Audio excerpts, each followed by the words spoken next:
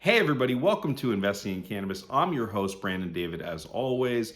Great show this week. I've been looking forward to this one. Autumn Brands, Hanna of Autumn Brands, which is a Santa Barbara Carpinteria based cultivation, doing it a little different. We went up to their beautiful greenhouses. She walked us around and told us what is one of my favorite stories that's been on the show in some time. Her family goes back 7 generations of farmers all the way back to the Netherlands. Her dad and her granddad started the fresh cut flower industry in the Santa Barbara Carpinteria area. That dried up, and they said, hey, what do we do now? Let's grow cannabis. It's a great, authentic American ag story, and you're going to love it, guys.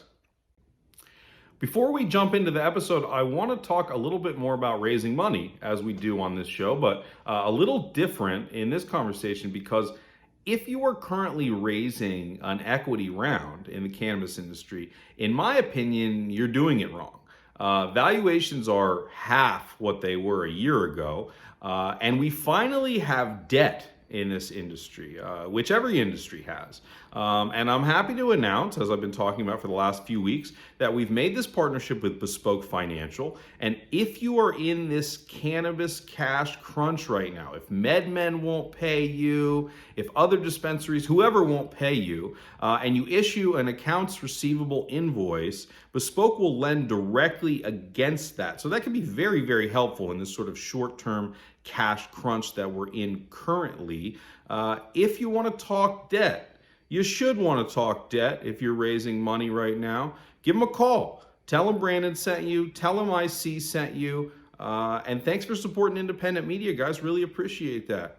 All right, let's get into the episode with Hanna of Autumn Brands. I learned a ton. You're going to learn a ton. Tune in, listen up, get acquainted.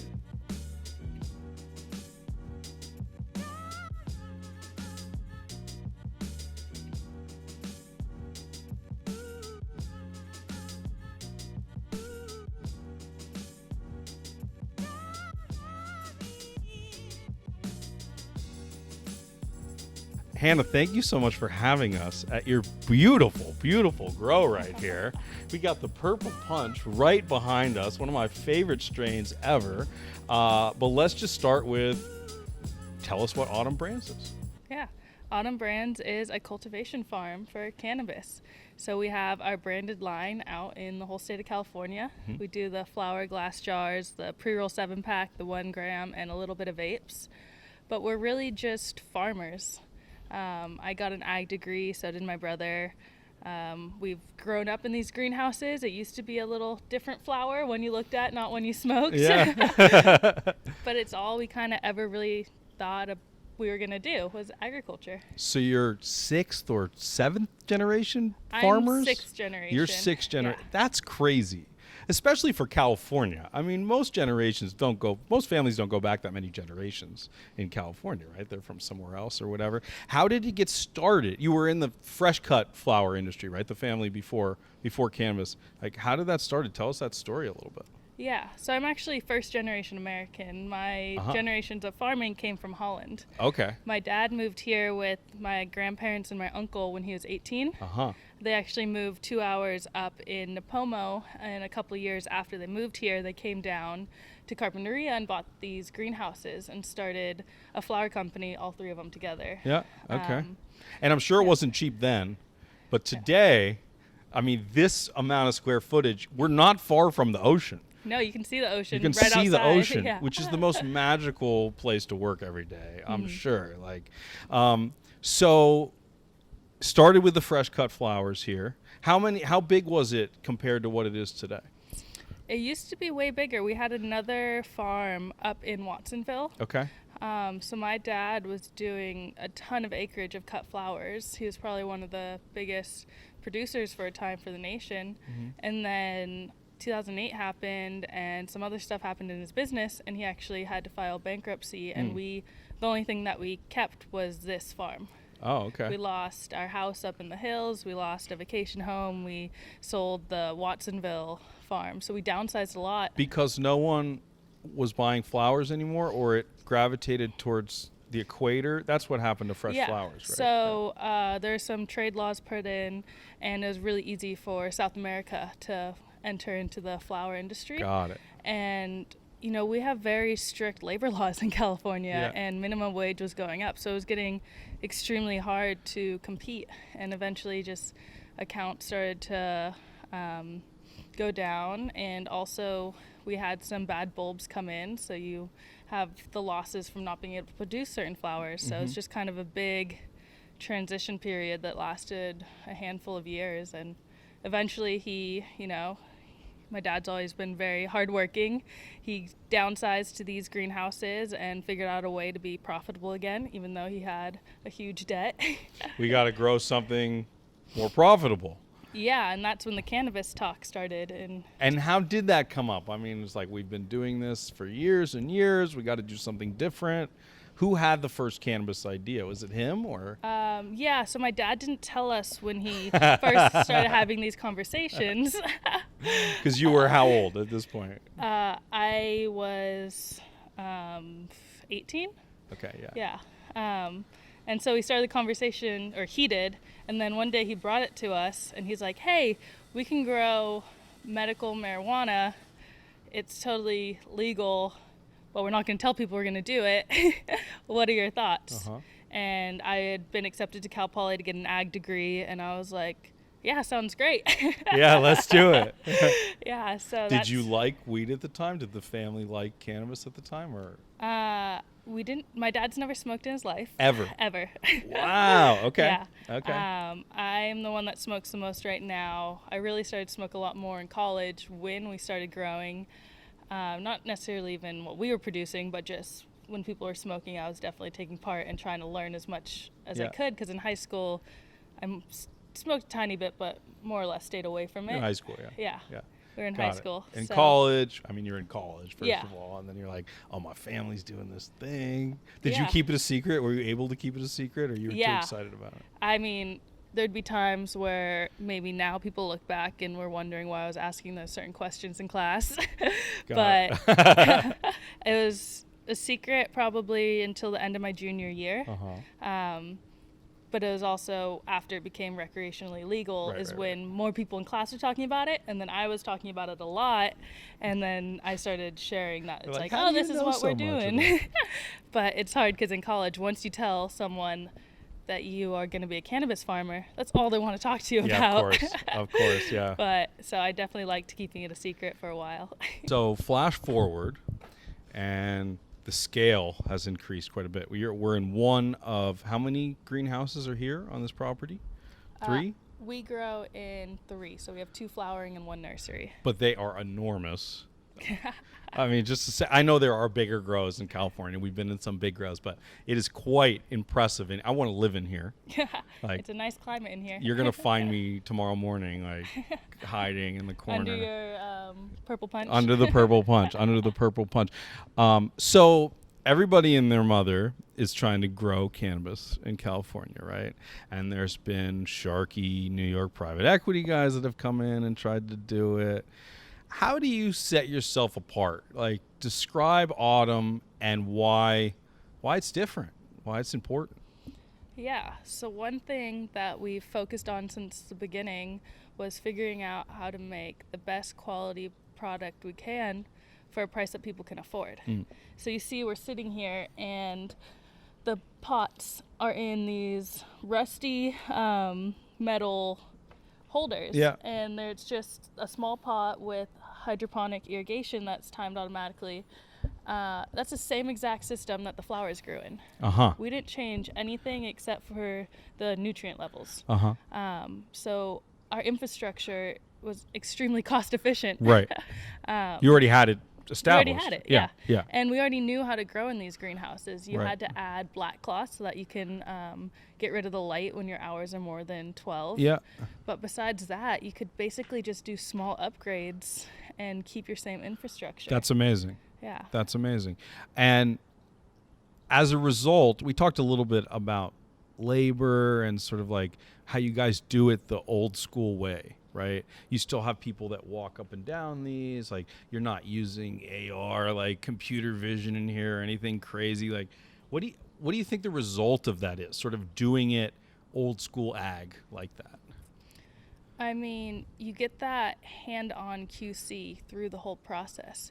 There's people picking up and looking at the plants before they move them in the greenhouse, taking out the ones that don't look the exact same size or might have some sort of issue, and they're setting them aside, and we're killing them in the metric system and disposing of them. Right. And so that way, once you're in here, everything is uniform, like how you want it. And then also in our processing, we do everything by hand. So we de-leaf before we harvest, we hang dry, we hand buck, we hand trim, and we hand pack. So it's like you get all of those levels of physical QC. You're able to pick out that bud that might not be the best, and you don't want to end up in a jar. And how does that balance with the cost efficiency here, right? Because you said like you try to do stuff so that people can afford it, which is really relevant in California right now, right? There's crazy expensive weed. But how does that balance? Having all that hands-on approach and all of that labor is expensive, right? Yeah, labor is definitely our biggest expense. But because we're doing plant lot sizes of a few hundred per batch, per harvest, you're not making them change all the time and do all these small things. You kind of have them going on longer periods of the same strain. So that brings down the time where they're not working effectively. We've also taken off all the hand watering in the nursery. It's all done hydroponically with the same system, but it's in the table. Okay. They wheel the plants out now down the bay and then pull them out by hand. So there's little things now that we have a bit of a budget that we've been improving to reduce labor as well. But it's also... And you must be inundated with software providers and all these new startups that tell you, hey, we know how to grow weed. You just got to use this. It's great. Like, what do you say to them? How do you deal with that? I mean, I have one that wanted to give me a light and humidity reader, but we have our Priva system that we've had in these greenhouses for years that already does that. And so to me, I'm like, I'm already doing it. I don't need the fanciest tech. I mean, we have really good dehumidifiers in the dry room and that kind of stuff. But you are metric compliant, obviously, because and is there a track and trace system you're using here? Software system, like that's different from traditional ag, right? How did you guys incorporate that? So when we went on metric just almost a year ago now, we were the first multi-license farm to get our licensing and to go on metric. So we're hitting our 1 year mark. But we had multiple softwares that we tried, but they had so many glitches in the implementation period that things weren't carrying over correctly, or it pulled a batch but not the second batch. And there's so many more issues that we worked directly into the state mandated track and trace system, which is the California metric. And then I use Google Sheets for everything else. Got it. My team has computers different places in the farm, so we just all work on the same Google Sheet. And do you think this is because the softwares out there aren't that good yet, or because you're just resistant to using them? I'm sure there are good softwares out there, but every time I've talked to someone, they're not so cheap. Yeah, they're not that cheap, And my Google Sheets are so simple, and it's so easy for some of my teammates to use that aren't the most computer savvy, that it's just been really nice. And I can make my own graphs and data sheets from it as well. Totally. So I sold software for like almost 4 years. And our biggest competitor was always Google Sheets or Google something.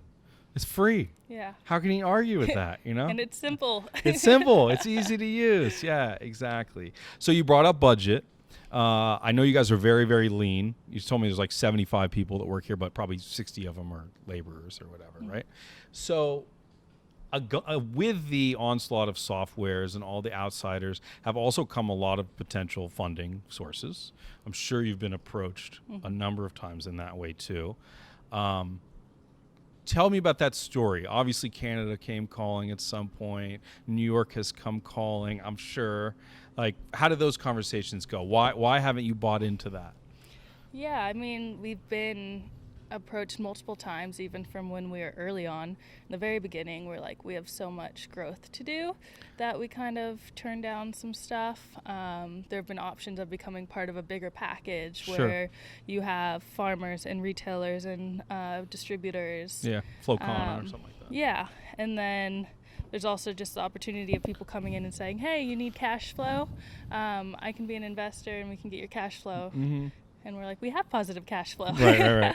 Which is incredible. Even minus 280E and all the bullshit, all the taxes that are going on here, you're cash flow positive. Yeah.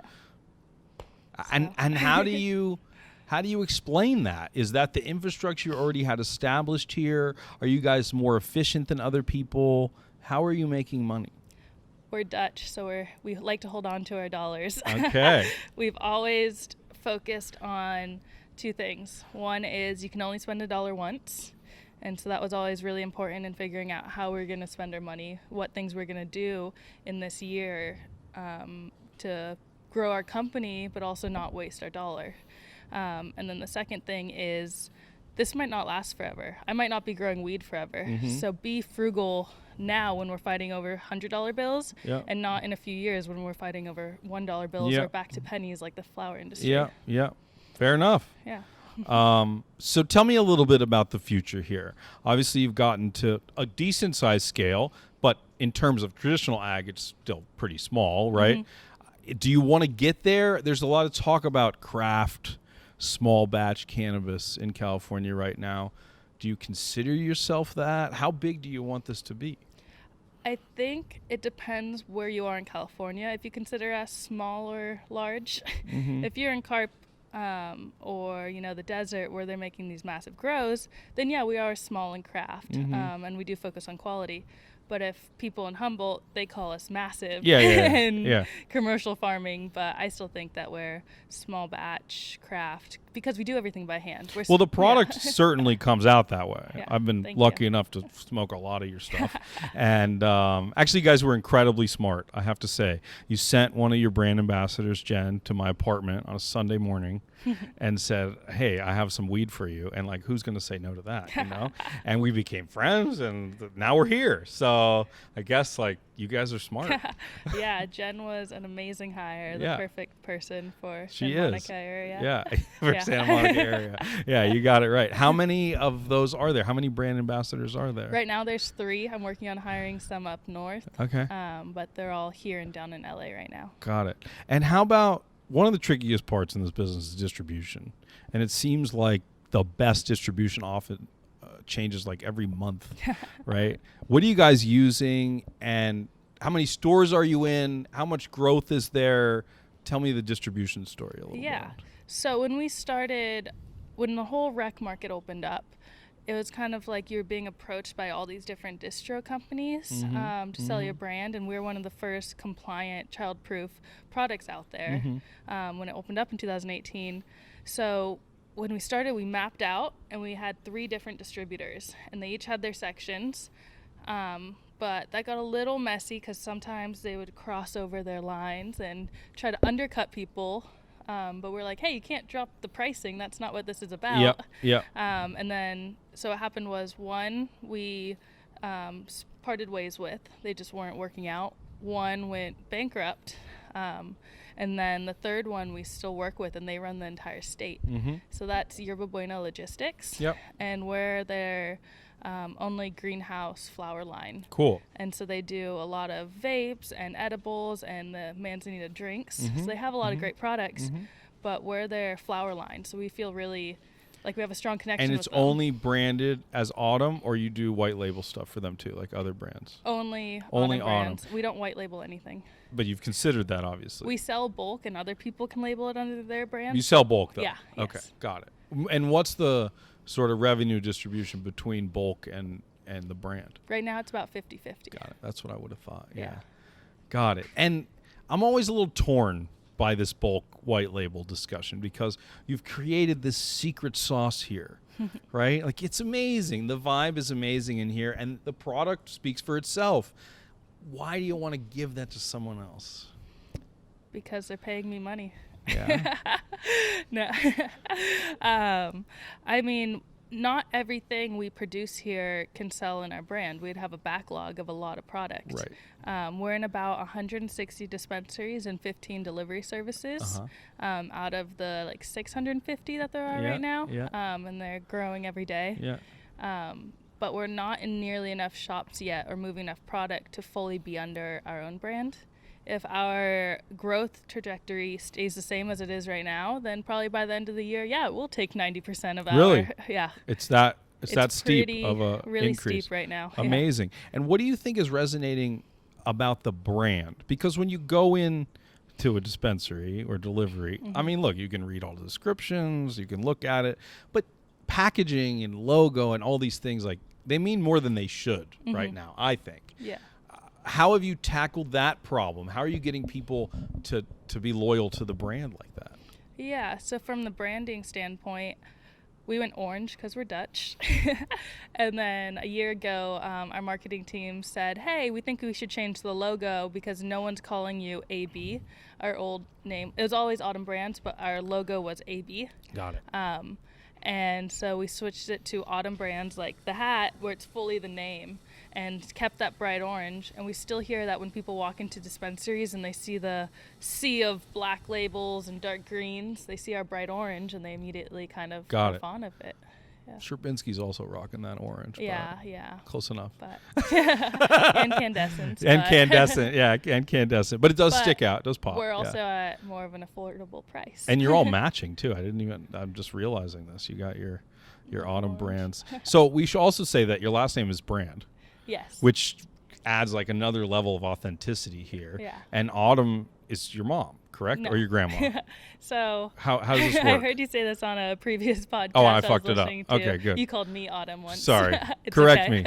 me. So Autumn Shelton was the CFO for my dad's flower company, and he brought her in to become partner in Autumn Brands. Got it. So her name is Autumn Shelton, and it's me, my brother, and my dad as the 3 brands to Got make it. the other partners. I see. Okay. so the 4 that of makes us. sense. Yeah. But your last name is Brand, Yes. which does add this level of authenticity, which Yeah. is where I was going. Like, brands are all about this authenticity and origin story, and like that's what millennials want to identify with, right? Like, they care where it came from. They care, like, oh, we're donating 1% to Uganda, whatever, how are you getting that story out? I mean, like, you guys need to make a documentary or like a movie or something, because like, the way I see it is, you are the cannabis industry. Like, there's all this private equity and nonsense going on in the world, and indoor LA shit. But like, this is a cannabis industry, Like,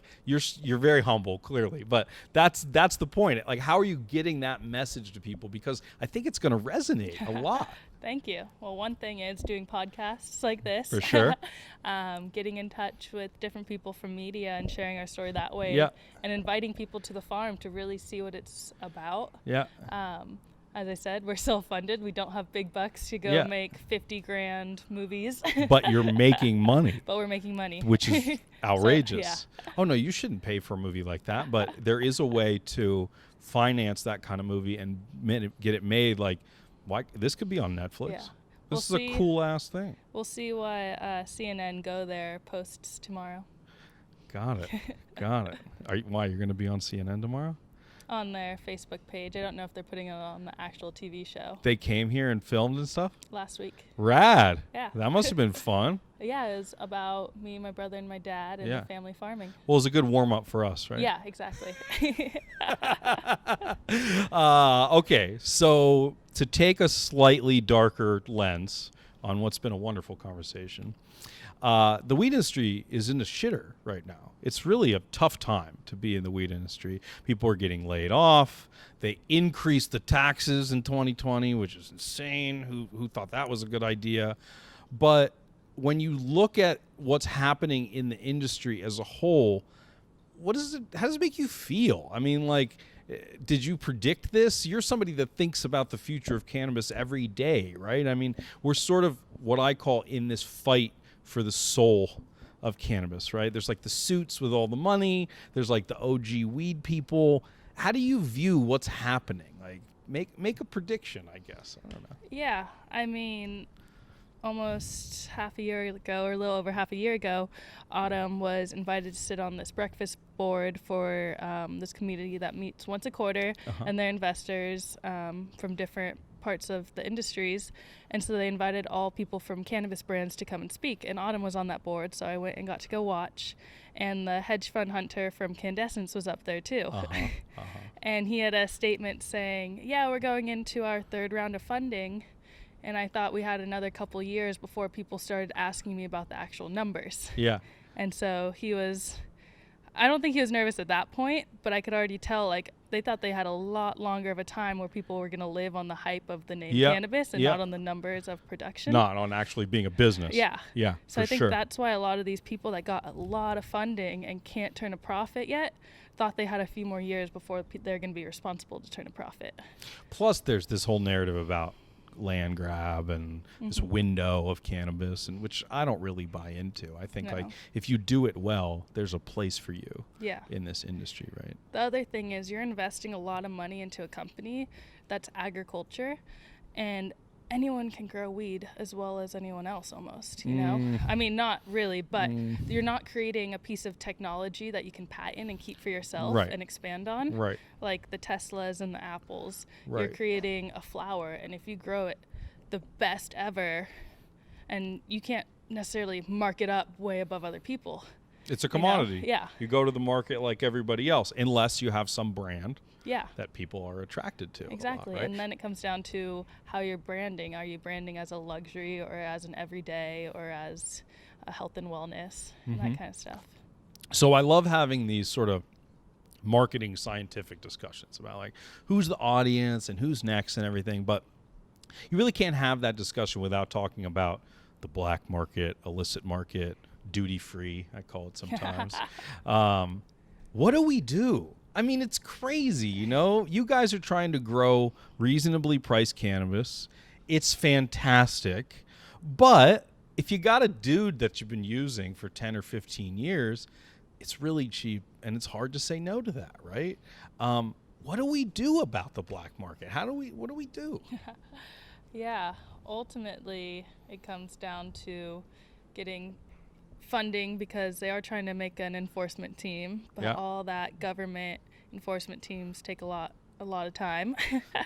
Another thing is keeping people informed. I think most of the black market is happening in people's dispensaries that they don't know aren't licensed. And there's product going in there under packaging that seems legit, and it's $10-$20 cheaper. But it wasn't tested. It's probably full of pesticides because it's a lot easier to grow when you overspray. And plant growth hormones that aren't legal and all that stuff. So you can really harm your body. I mean, it's not tested. We should start there. It's not tested at all. And it's hard. It's a hard discussion. And so much of the black market too is just being shipped overstate, because you can even get more money if it's in a place that can't grow as much black market. And I actually think this is the reason that the data is all skewed, that vapes are doing really well and edibles are doing really well. The reason is you can only get those mostly in legal places, right? They're manufactured, they're tested, they're marketed. But flowers is the easiest thing to get in an illicit market. And I think that's why we're not seeing that growth the same in the market, because you can get flowers a lot of places, right? That's a weird sort of dichotomy, because in a lot of ways, like, getting the illicit flowers is even more dangerous in some ways, right, than the other products. I don't know. Maybe I'm wrong. But I don't know. The vape and edibles would be more concentrated if they weren't clean, but... Fair enough. Yeah. I know we don't have an answer for this black market question, but I don't hear people talk about it enough. In the legal industry, it's like we want to ignore it. And why do you think that is? Why do you think there's this hesitance to both push that part away and say we're condemning that, but also just like kind of ignore it? I mean, what can I really do to push it away or condemn it? I don't know anyone that's going black market. I can't walk up to their house and go, hey, you need to stop growing weed, because I don't know where they are, who's doing it. Well, I mean, there's other legislation that can happen. There's lobbying that can happen. We can further enforce these illegal shops and all these things, you know. Definitely. I'm not saying you personally, right? Like, I know you're here doing God's work, growing this weed, but I'm saying collectively, what should we do? Anyway, there's no easy solution here. I mean, the more tax money that's brought in, the more money they have for enforcement. A lot of the money in Santa Barbara County that they've collected so far is going to enforcement. Yeah. Not only on the helping get through this permitting process, but also they've raided about 60 grows in Santa Barbara County, and I think shut down 53 of them. So they have been slowly doing things. But an interesting thing was my dad was on a water board meeting in Sacramento a few months back, and they asked the question. He was the only farmer on there. He said he had no idea why he was there, except for they wanted a real farmer there. Optics. Yeah, but one of the head of the water committee was asked, how many illegal grows do you think there are in California? And he said, well, when we started this process of getting water applications for cannabis, we had about 50,000 come in. There's like 1,500 active right now. Okay. So how many people have realized that they're not going to get through the licensing and kept pulled going. back? And I doubt they stopped growing. Yeah, of course, yeah. Wow. And they can't touch Native American land. 50,000. Yeah. And that's just Santa Barbara. No, this was the state. Oh, that was the state. Yeah. The whole state. So I wonder. Anyway, that's a hard data to rectify. You brought up pesticides and stuff. It's sort of a part of a lot of cannabis. I remember a couple years ago there were reports that like 80% of tested cannabis had some pesticide or some mite or something on it. Talk a little bit about the cleanliness of this place, because I know you go to great lengths. It's back to that sort of organic, authentic ag. Like, talk about when you do have that arise, or when you do have these problems. What do you do about it? Yeah, so about 2.5 years ago, my dad was walking around with a pesticide guy, and they're just talking about, okay, yeah, it is organic and it is legal, but it's probably best to not actually use it because it's going on a product you're heating up. Unlike, you can drink this stuff and it won't hurt you, but this you're heating up. And so my dad was kind of like, okay, well, let's just see if we can grow without any spray. And it is not cheap and it is not good for yield sometimes. Yeah. But it is extremely clean. When we have our oil, it comes up no detect for everything. You can't find anything cleaner. And what's the other expensive part about it? More labor, or why is it? You have to buy in a lot of beneficial insects. Okay. And you can lose a lot of yield. So sometimes we get a little bit of powdery mildew, easily fixable with a sulfur burner or a sulfur spray, but we don't want to do that. So you get a little bit of damage to the leaves and it grow a tiny bit smaller or produce a little bit less buds. But to us, it's better. It's worth it. Yeah. Because you're here for the long haul, right? You're not trying to sell to some company, and this has been in your family for some time, and the heritage before that. Do you go to the Netherlands? Do you go back? I do. I go every couple years. Yeah. My dad's best friend is there, and he has 5 kids, and his oldest kid's one of my best friends. Oh, cool. She lived here for a year and in the same house as me for 6 months. Yeah. And then when I was living in Barcelona, we saw each other a bunch. How long did you live in Barcelona? 6 months. Yeah, Eric and I both studied abroad in Barcelona. Oh, nice. Yeah. Yeah. What year would that have been? 2008? Okay, I was there in 2016. Actually, we were in Barcelona at this little underground party when Obama got elected. Oh, wow. And they had a whole American party, and we smoked weed and other things. And I was there when Trump got elected. Wow. Wild. What was the tone like when Trump got elected? Everyone was pretty quiet. Yeah, I could see that. Wild. It was kind of crazy to get that perspective, though. Yeah. I want to switch gears a little bit. I love to hear about the founder behind the business. At the end of the day, first of all, are you a daily cannabis? You said your dad doesn't ever consume any cannabis. He never consumes. How about you? What's your? Not fully every day, but most of the time before bed. Before bed. Vape or gummies, and then socially on the weekends. Joints are probably my favorite. And do you have a strain? What's your favorite autumn strain, I guess? I really like our Dreamwalker, the sativa, but sometimes it's a little too strong for me. Yeah. So then the Chem Dog is really nice too, a little more gassy. You like sativas? Yeah, Chem Dog's a hybrid, but I do like sativas. But Chem Dog's on the sativa side of hybrid, though, right, or no? I thought it was right in the middle, but Okay. I don't know. Everyone I don't sometimes know. Well, has. if you don't know, I certainly don't know. Well, this has been so fun. Thank you so much for joining us. How can our audience help you, aside from go to the dispensary and buy some weed? Yeah, following us on Instagram is always a big help at Autumn Brands.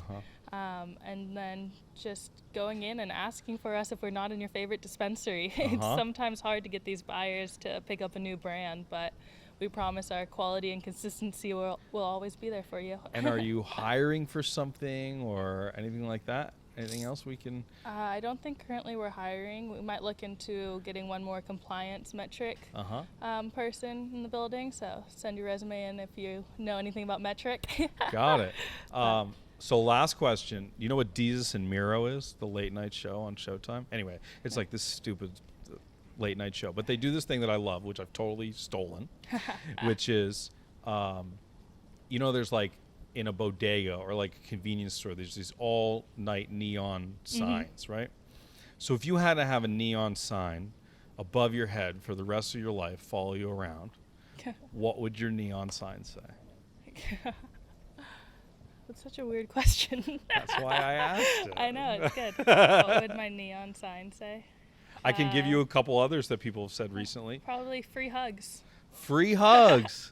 Amazing. It always makes people smile. Amazing. That's as good a place to wrap up as any. Thank you so much, Hannah. It's been really you. fun. Thank you for having us at your beautiful, beautiful grow here. Thank you. We're glad to have you here. All right. See you next time. Did you have a good time? Had a great time. That's what it's about. It's a little hot in here, though. It is warm. I was sweating my balls off over there. And your face is in the sun, too.